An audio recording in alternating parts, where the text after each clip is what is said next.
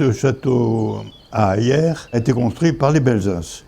C'est une famille des plus remarquables, des plus notables de Navarre. Leur origine serait d'un village appelé Belzunce, à quelques kilomètres de Pampelune. Et puis ils seraient passés de Pampelune à Macaille. Et à Macaille, ils ont acheté la vicomté de Macaille, avec la maison, le château qui dépendait de cette vicomté et qui était la maison Pagandure, en 1154. C'est peu de temps après, finalement, qu'ils ont fait construire le château d'Hyères, puisque en 1170, ils y habitaient déjà.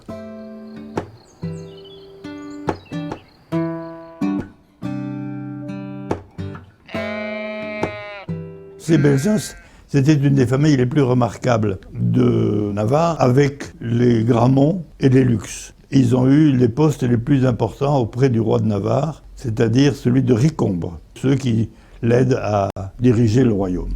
L'événement le plus important qui a eu lieu au château d'Hyères, c'est la soumission du Labourd à la France. Parce qu'il ne faut pas oublier que jusqu'en 1450, le Labourd était anglais. La duchesse d'Aquitaine, Aliénor d'Aquitaine, avait épousé un jeune homme très, très beau, qui était devenu roi d'Angleterre par la suite. Et lorsque le roi de France, qui était toujours en querelle avec les Anglais, a décidé de prendre cette partie de l'Aquitaine, les gens l'ont vu d'un très mauvais œil ici.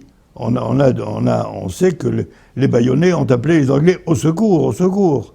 Et le roi avait donné tout pouvoir à son lieutenant, qui était le vicomte du Béarn. Donc le pacte de soumission des Labourdins a été signé au château de Belzunce. Après avoir adopté la réforme, ils ont continué à servir le roi de Navarre, mais comme il était devenu roi de France, ils ont servi en même temps la Navarre et la France.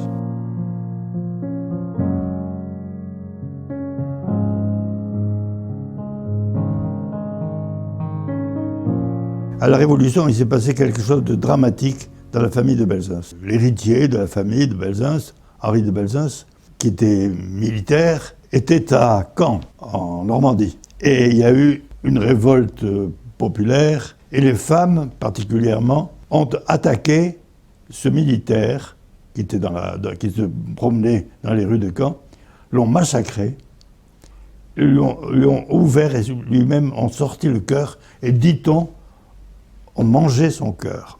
Et il se trouve qu'Henri de Belzunce, ce militaire massacré, avait une femme qu'il aimait beaucoup. Elle s'appelait Charlotte Corday. Et Charlotte Corday, pour se venger de l'assassinat de son fiancé, est allée à Paris et a assassiné Marat, comme on le sait, dans sa baignoire. La scène est déjà bien connue.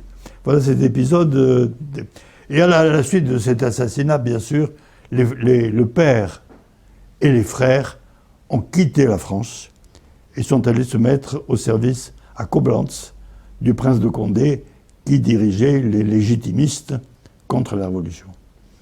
Ils ont été, bien entendu, leurs biens ont été saisis, leur château a été saisi et vendu comme bien national.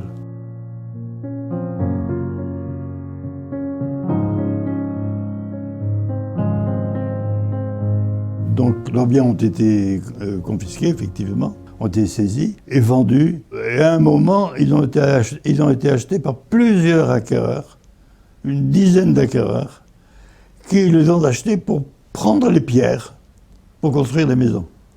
C'est une des raisons du triste état dans lequel se trouve ce château aujourd'hui. Parmi ces acquéreurs, il y en a un de notable, un que tout le monde connaît, c'est Francis Jammes. Il n'en était pas vraiment, il n'en était pas acquéreur, il en a une dame charmante d'Asparin, l'a acheté pour Francis Jammes, lui a offert. Il aimait les vieilles pierres, il a adoré ce coin du château, voilà. Donc Francis Jammes a été propriétaire du château de Belzunce.